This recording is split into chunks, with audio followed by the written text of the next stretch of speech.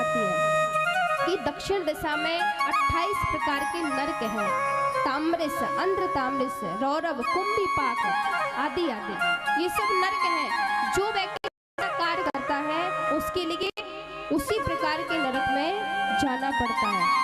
राजा परीक्षित डर गए, गुरुदेव यदि धोखे से कोई पाप हो जाए तो नरक में जाना पड़ेगा। अरे इन नरकों से बचने का कोई उपाय तो बताओ। तो कहा कि हाँ उपाय है। यदि जीवन में हम 5 प्रकार के यज्ञ करते हैं तो हमसे यदि जाने अनजाने में जो पाप हो जाते हैं ना, वो सारे पाप कट जाते हैं। पहला है कि हमें मछलियों के लिए आटे की छोटी छोटी गोलियां बना करके डालनी चाहिए।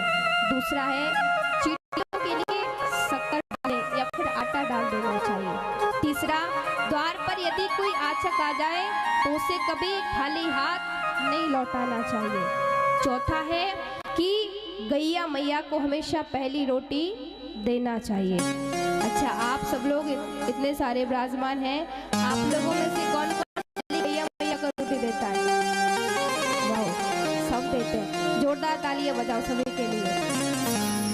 नहीं तो हम आजकल देखते हैं कि गैया मैया को तो पहली रोटी कोई देता नहीं, अपने पतियों को देती है।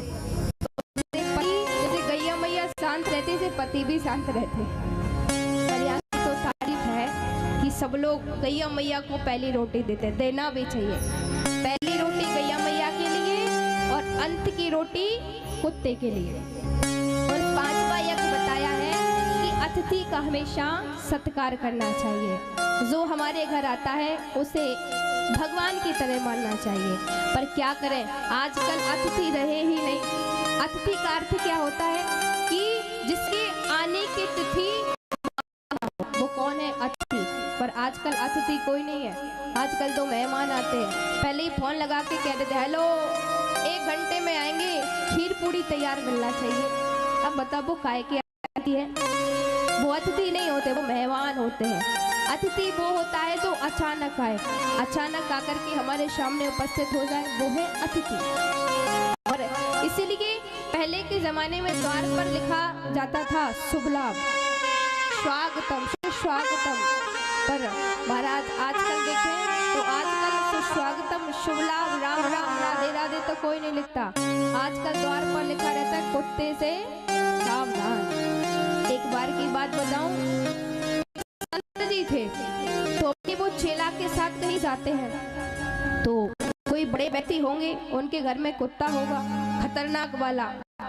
अब जैसे ही चेला राम और गुरुजी गए तो गुरुजी ने देखा कि द्वार पर कुछ लिखा है। चेले से पूछा कि बेटा क्या लिखा है? चेला बोला गुरुजी इस पर लिखा है कुत्ते से सावधान।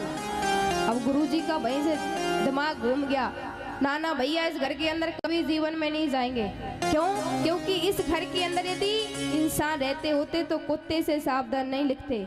इस घर के अंदर तो लगता है कि सबरे कुत्ते ही कुत्ते रहते हैं। अरे तभी तो ऐसी भाषा लिखे, जो जैसी भाषा का परिचित होगा वही तो लिखेगा। इसलिए द्वार पर हमेशा लिखना चाहिए शुभ लाभ, राधे राधे।